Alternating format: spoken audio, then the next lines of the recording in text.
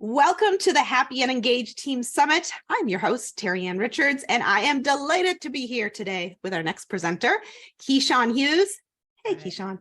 Hello, Terry Ann. I'm so excited to be here too. Can't wait for the conversation. Keyshawn is described as dynamic and informative, life-changing, and extremely inspirational. She is an intuitive keynote speaker, International Coaching Federation certified neuro coach, leadership consultant, and neuro savvy leadership founder. She serves in the top 1% of coaches and neuroscience experts and holds a master. Is it a master's? Yes. A master's in business and marketing, strategic communication, and neuroscience with specializations in education, entrepreneurship, health, spirituality, and relationships. With 20 years of marketing and corporate leadership experience for top-ranked global brands, Keyshawn provides the language, strategies, and practical steps to help leaders and organizations end burnout culture, level up, and align with purpose. Woo! Thank you so much. It's like every time I hear that, even though I gave it to you, when I hear someone else read it, I'm like, oh, clutching my pearls. It's Like, she's good. an honor. Thank you. So our topic today, embracing neurodiversity in the workplace. Such an important topic, and also a topic that if you went 10 years back, not a conversation we would have been having. Didn't even know the word, didn't even know existed. I was not familiar with neuroscience myself. And now Exactly. I've pivoted my whole entire career to talk as often as possible about it. And so, Beautiful. yeah, there we go. Beautiful. Okay, so let's start right at the base, right? Like right at the foundation. What is neurodiversity? I love that question. Thank you for that. It's so important for us to recognize whenever you have two or more people in a space, you have neurodiversity because we each have brains that process information and see the world and experience it differently. So diversity is about our differences. And so we are neurodiverse. We have different ways of processing, like I said, thinking, behaving. And it's just important for us to understand that, particularly in cultures that prize sameness. We all need to march to the same drummer and be the same, and that's where we get rewarded. When we think about that, it really does limit us. It limits our human capacity. It limits our brilliance. And so thinking about diversity internally down to the brass tacks, down to our brains, we are neurodiverse. Whenever you have more than one person together today, you and me, Terry Ann, we are neurodiverse. Yes, we are. And I love that. I got a new title, y'all. Yes. All right. So here's a question that I have for you, right? So it's like anything that we're sort of speaking about during the summit, there are words that are becoming, sort of like buzzwords. And when I say buzzwords, it doesn't mean that they lack importance. It means they're a word that we're all hearing about, but we don't really understand the purpose of them, the why, why does that word matter within my organization, within my role as a leader of this organization. So talk to me about, I understand that we are neurodiverse together. When I am, a team of 10, 20, and so on, there is neurodiversity there. Why does it matter to me as a leader to understand that exists? And what does that look like for us? That is so important, once again, to think about and talk about. It is a buzzword. It is something that's popularized, which I'm happy about because, like you said, 10 years ago, no one talked about this. This is what strengthens us. It's another way to think about ourselves and to build our own capacity, our own nervous system capacity to hold two different things at once and still be okay. Because sometimes doing that, just the act of doing that, two different ideas, different perspectives can make us feel a sense of distress. And we don't want to act from distress in our organizations, in our day-to-day life. That's not the way we want to think from, act from. We want to act from the parts of our brain that are empathetic, that are inclusive, that are connected.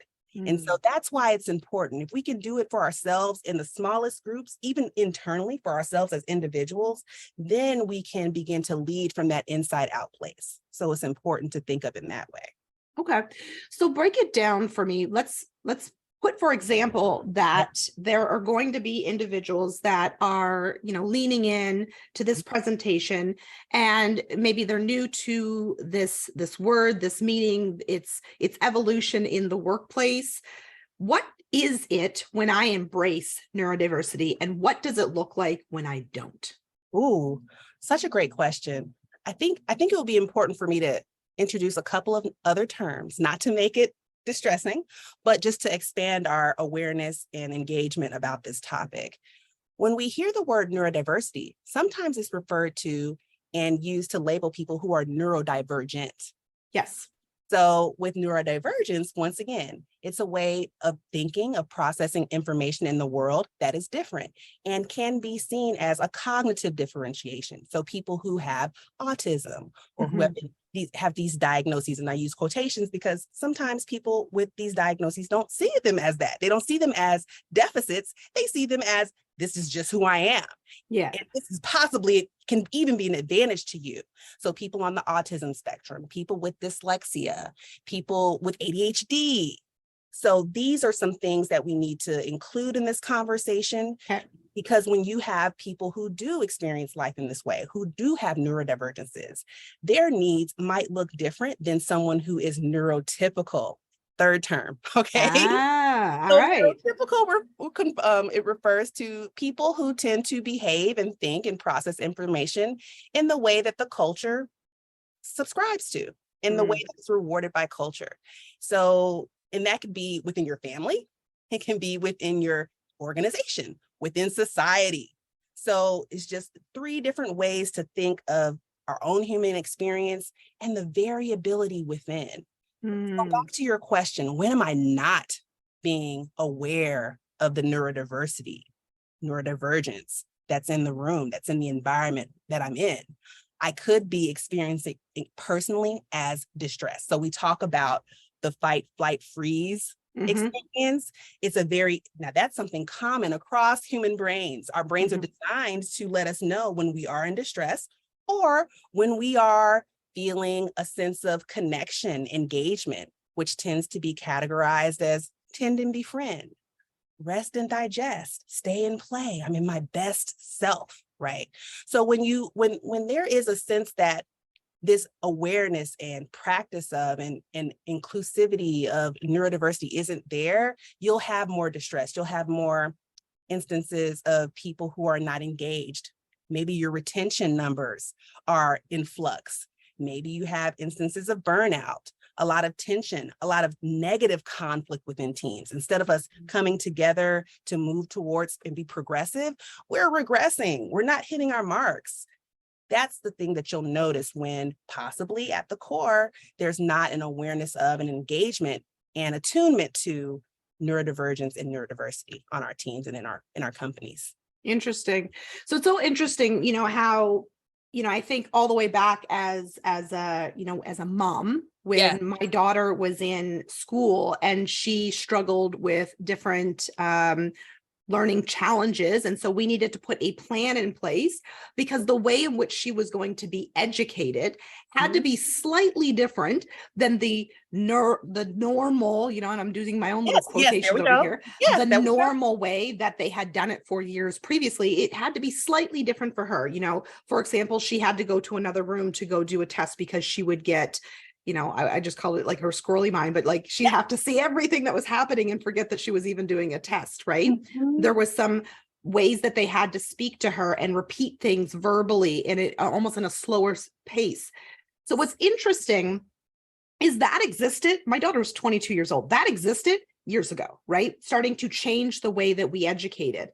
And then they graduate. Yes. And we didn't really have a plan as a society of how to ensure that the workplace was set up for these individuals to succeed. Because, and I'm just speaking as a mom right now, like leader hat off. Yes. As a mom, my daughter is very smart. Yes. She is very smart. There is nothing wrong with my daughter. Right. There's nothing wrong with her. She's very intelligent, but the way in which she needs to be communicated with and at the pace of which information is given to her is slightly different than my brain can handle.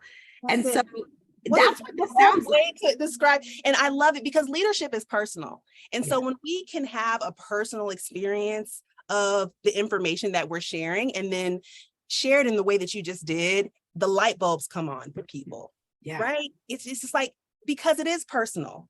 And so I'm jumping to like the last question that I think you might ask me that you provided in preparation for today is like, what's one thing that a leader could do today? It's to think about your own needs. Like if you're leading from the inside out, when in your life, as a mom, as a parent, as a professional, as a student, did you have needs that possibly went unmet when it came to how you think, how you process, how you feel within environments?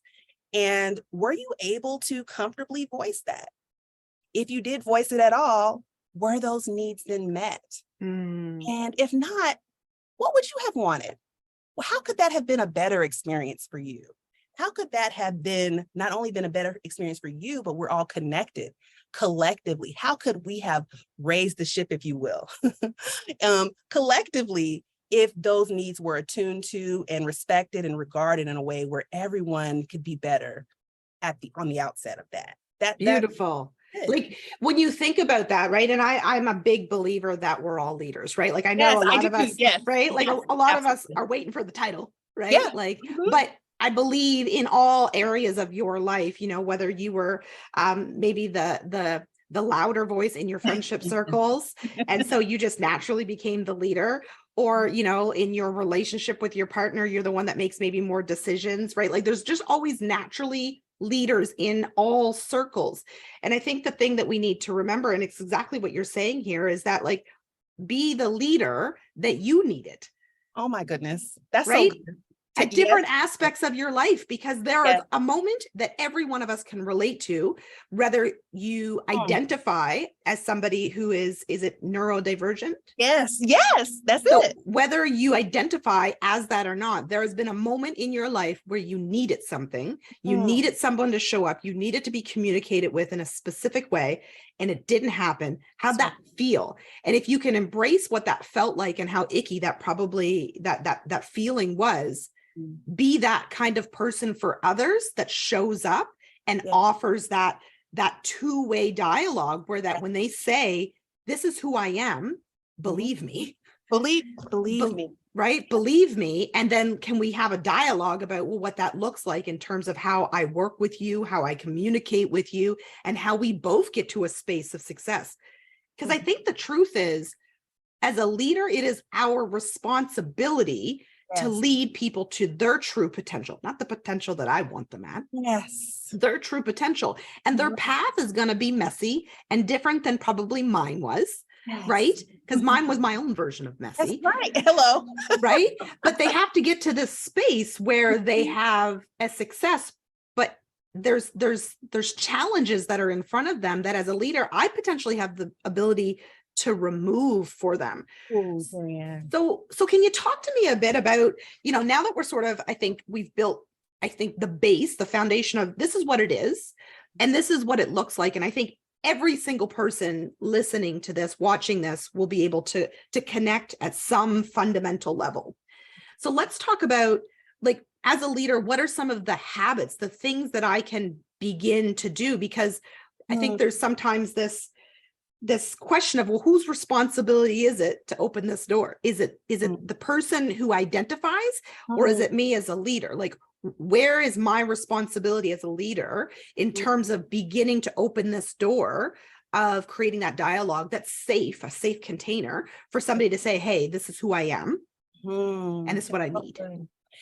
Well, you know, I think about systems, culture. It's created one person at a time. Our culture, the Neuro Leadership Institute defines culture as our shared everyday habits. So it does start with awareness, self-awareness of what are my habits, and slowing down some. Just as you described for your daughter, the way that it was best for her to process information was at a slower pace, we should do that for ourselves. We should balance the moving of fast and slow in our day-to-day.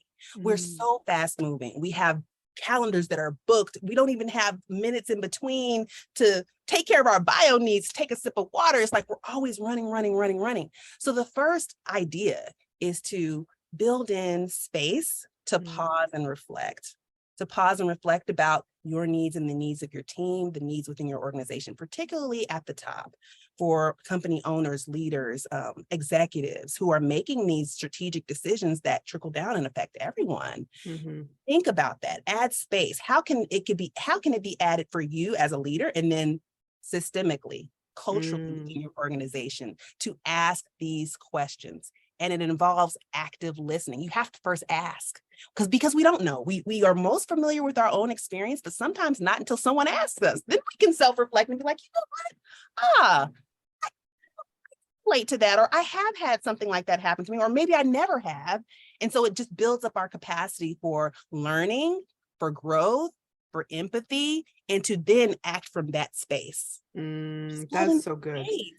So good. So I think there are some people, and I have been one of these people in the past, who are afraid to ask the questions. Yes. Right? Like afraid to ask the questions because we don't know how to ask it. We don't want to offend. And we're not entirely sure what it looks like once we open that can, right? Yes. And so can you talk to those people who are like, okay, I get it. I get the premise. I get the purpose. I get that this is important. But how do I open that door, even with just the one? Like you're saying, it starts, it's by people per person. So how do I have that conversation? I leave this summit, I'm engaged, I'm excited. I'm like, all right, I'm going back to the office and I'm going to have a meeting with my people. How do I start to have the conversation that doesn't start with, because I'm sure you don't say, do you identify as a neurodivergent, right? Like that's probably not the question. Yeah, a lot of people won't. First of all, when we think about, oh gosh, there's so many ways I can go with this, but just as adults, some people aren't even diagnosed or labeled as that until they're later on in their adult years. Yeah. I've coached them, where I've coached people who just got their ADHD diagnoses and they are in their late 30s. And they're like, thank goodness, eureka. Now they have a way to consider themselves in a positive light. They have strategies, they have a plan, like you described for your daughter, to then move forward, to be able to communicate more effectively with people. But it's a choice. People don't self-identify a lot because there's stigma, there's biases. And so to do the work you can to build psychological safety within your team, which is really important. And that's culture work that is daily. It doesn't end. It should always be. As organizational leaders, we should always daily be thinking of ways to create an environment, both sense and space. So the actual environments we find ourselves in, virtual and in person, and then our body environment, our own environment within ourselves. And then as we engage with others interpersonally, how can we create the most positive, I would say safety, just start there. A space where we can then invite people to share if they choose to. And we can do that in several different ways. It starts with, once again, self-awareness. So educating yourself. So this is a great opportunity to become educated about this. And if you have more questions about how to ask the questions, find someone who can help you do that. Starting with that one-on-one. I've grown so much from coaching, personal coaching, to where I can ask that question safely in a dynamic. It's a safe container. I can say it. It can come out however it needs to come out, and it's not judged. Yeah. And I build up that internal capacity to feel confident to now say that in larger spaces. So I say, start with the internal, like, okay, so what do I need? What do I need to do? What kind of support do I need? Find that support and then build from there. And it's so possible. And then two, I would say, find ways to engage where you're communicating, where people can respond anonymously. It doesn't always have to be an open forum. It can be surveys where you're asking the questions. Once you've gotten that education and you feel a little bit more confident, you can put it into forums that are anonymous forums where people will feel more comfortable responding in ways that are truthful and honest for them. That's another strategy to think about and try. Yeah. And you know what? I think it's sometimes I think we overcomplicate things, right? Whether it's, you're courting somebody that's, about to become your potential partner, you're getting to know your kids, you're a leader of a team, you're a solo entrepreneur, whatever it is, you're forever in dialogue with other individuals. And all that is it's like a getting to know you. Yes. Forever, right? Forever. And forever. Like forever. As long as I'm a leader of this human, I am forever getting to know them and learning new things and incredible things about them. And I think if you can create, and it's going to be interesting throughout this entire summit, I think there's always this common thread that happens. And the common thread is it's just getting back to the human side of leadership, right? And just getting to know people in such a way that they feel safe to say, hey, I was just diagnosed with ADHD, and here's my plan, here's the tools that are going to really work for me, and I'm hoping we can put that into place here for me at the workplace, or here's what I'm struggling with. Like it's opening the space for people to feel comfortable to say that. Because the truth is, if you and I showed up at a coffee shop tomorrow, we didn't know each other, there's no rapport, am I going to tell you that I need this safe container? Probably not. But if you and I met each week and we had dialogue and we started to truly get to know each other, would I feel comfortable if you created that safe space? Freaking right, I would.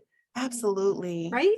Absolutely. If I knew that I could share in a way that was authentic, that where even if I said something incorrectly, I wouldn't be punished for it. I would be understood. I would be given opportunity to reframe, to recalibrate, and come back and try again.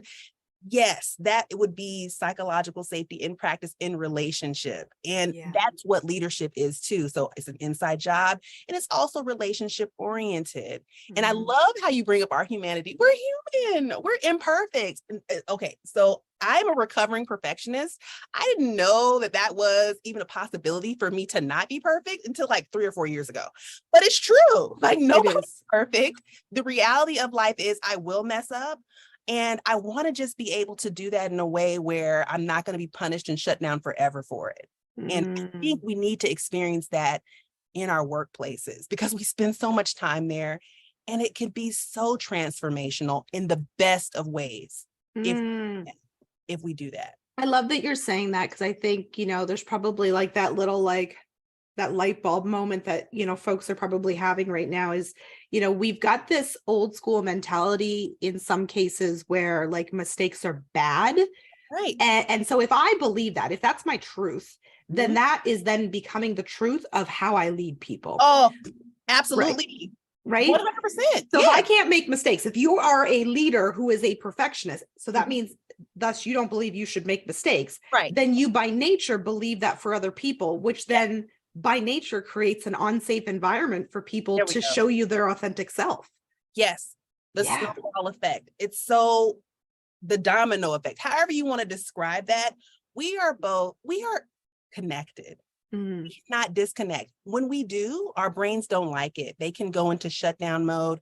We have a loneliness epidemic already that was happening pre-pandemic, where people just didn't feel connected. We have to, even the most lone of lone wolves, needs people, because that's a part of the human experience. That's how we're wired from birth, from the time, even pre-birth, from the time we get here.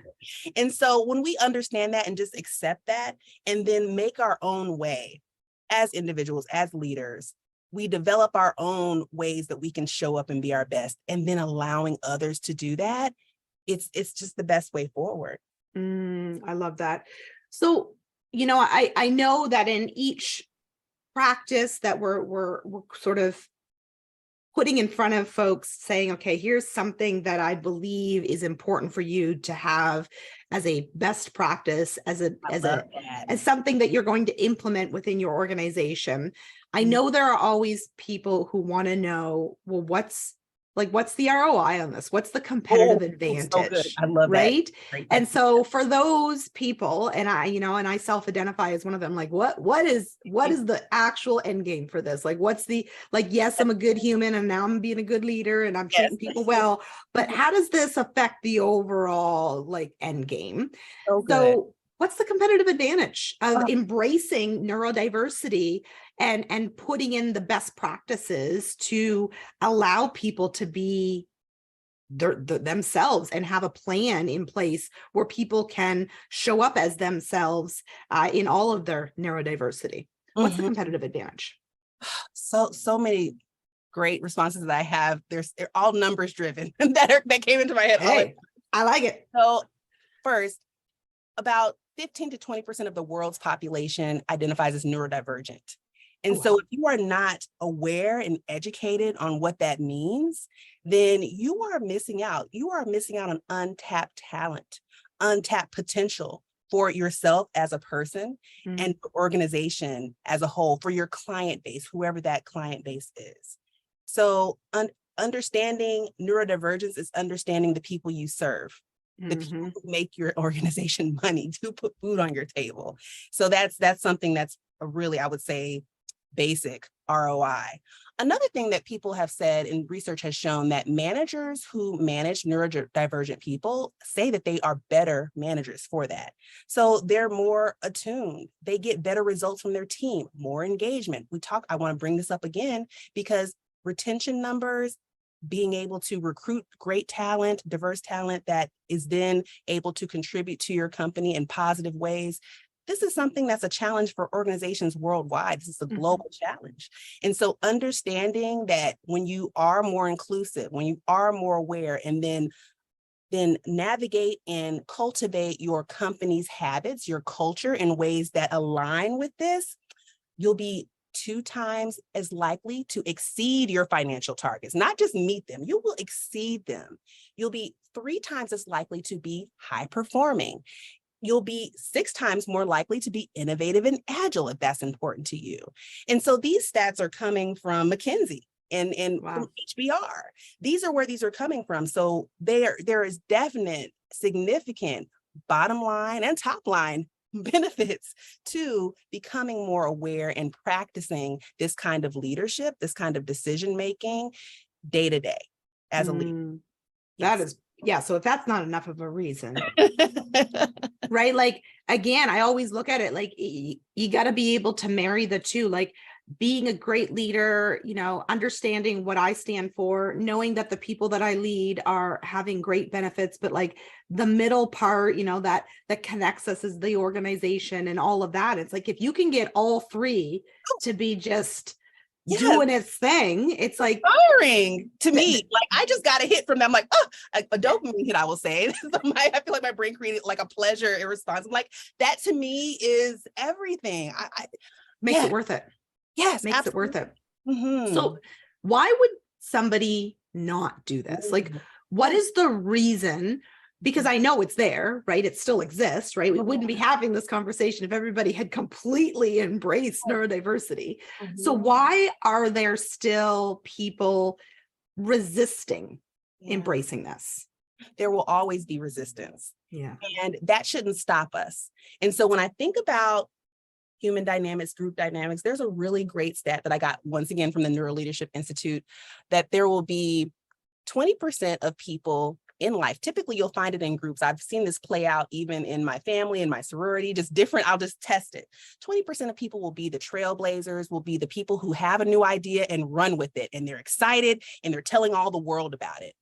Then you have 60% that's the movable middle. So they could possibly go along with that new idea, or they can go with the remaining 20% who will never move, no matter what, no matter how great it is, no matter what you put before them, they don't care. They're not moving. And it's important to recognize that is human dynamics at its core. You will always have people who will resist, and they make us better. Conflict makes us better. Conflict is actually a way that we can connect even more, that we can find deeper meaning in our lives, in our work, and we can find our sense of purpose, both internal conflicts and interpersonal. So just accept that it will be there. It's going to happen. People are going to resist that, and they're meant to be there. Some people find purpose in resistance, in questioning, in not moving, in being unshakable. So, but there's that movable middle. So if you're a part of the movable middle, you think about, you make a choice too, where you would want to go, what would be most in alignment with your core values, the mission that you set for yourself and your organization, on your team as a leader. You make those decisions and those choices moment to moment, day to day. And you look back at your life and you can see the results. You can see them. They could be read on your resume. They might be read on your obituary. I mean, think about it in that type of way if you want to. What type of legacy do you want to leave?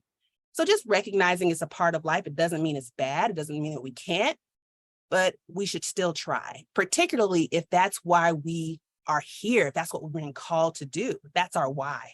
Yeah, I think what you're hitting on, and it's sort of slightly over to the path, but it also makes so much sense of what you're trying to land home for folks today. Is I think we've somehow, maybe in some ways, just over the years of social media and the world's of likes, yes, we've gotten maybe too strongly attached to everyone agreeing with us, yes, to everyone being the same as us. And I think the reality is where true transformation happens inside and externally within an organization will always be when there is a diverse room. It will always happen when the room with the most diverse voices exist. That's where real change happens. And there's data to back that up. And there's something that years ago, a mentor of mine put into play for this group that we were a part of. And I'm like, now that we're having this conversation, I'm like, this seems like something that should be in organizations. It was called a World Cafe. Oh, I love that. World Cafe. And really, it was about diversity. And it was about bringing up topics that, do have, I guess, higher percentage of conflict, that do have higher percentage of you and I are probably going to be on a different page, and having us speak. So it's not a debate, but having us speak to our own perspectives, opinions, backgrounds, because they all come from somewhere, right? And then everyone else having to listen, and then folks reflecting, and then also sharing their truth, and their truth, not kiboshing this person's truth. But all of a sudden what happens is you have this perspective shift that changes, because I've been raised to believe blank, and society has taught me blank, and the way I lead is blank. But if you say this over here and you start speaking from a truth that I've never heard before, all of a sudden that worldview, why it's a World Cafe, worldview starts to shift. And I look at things slightly different, right? Again, 10 years ago, we were not talking about neurodiversity. And now you have an entire career surrounding it because it's important. And so because of the work that you're doing, and because of the folks that are on this presentation right now, our perspectives are being shifted to go, oh, this makes sense. And this is important for me as a leader. So World Cafes could potentially be something that could really help people understand their workplace in a safe container. It's done safely, where there's no harm that will come to you. There's no retroactive negative consequence to being able to share your truth and your life story and what you've experienced. Absolutely. And it gives the possibility for us to either create or strengthen our shared goals. So we feel, once again, a deeper sense of connection to each other, which is what every human being wants in some capacity, in some shape or form. And a lot of us find it through our work. A lot of us find culture, meaning, community through work. That's why it's so important that this work is done in the workplace. Yes. So I have to ask the question, because I know there are people who are thinking it. And so if I don't ask it, you can all ask in the chat. True. So, but the question that I know would be asked is, will this slow us down, right? Like starting to customize the way in which I lead based on the individuals who are in front of me will slow down productivity, will, cost us more money, like let's just throw out all the things that they could potentially sort of as their own limiting, the limiting beliefs that are slowing them from making this decision. What do you say to that? What do you say to those folks that think this is going to actually slow production work down and actually be more harm than good? I would encourage them to think strategically and Mm. think from the parts of your brain, I would say the more right brain oriented prefrontal cortex. So those are the areas that are able to understand abstract thoughts, big ideas that are visionary, that are our executive brain functioning. And thinking from a place of, I have to meet all these check marks on the checklist. I have to have my head down and just be doing oriented, are more of our survival orientation brain. So it's a new habit we have to build. And as we build new habits, it's going to feel uncomfortable. It's going to feel unfamiliar, but it doesn't make it not worthwhile. It's still worthwhile, particularly if the end results are going to be exponentially better than where we could have gone if we just had our head down going in the direction that we're going. So I would say plan for it. Plan for a slowdown. If that's something that you can see and own will happen, let's plan for it and let's make it worth our while to do that. And it might only be for a season. It might only be for 30 days. There are organizations who come in and do this work and they have transformation after 30 days. They make that kind of commitment. There are others that can take up to 2 years. It depends on the culture of your organization, the leadership buy-in, and the alignment with strategy. Is this kind of topic, is this need strategically aligned to where you want to go in your organization or where your organization should go, could go? And just also plan for the rewards. There will be many.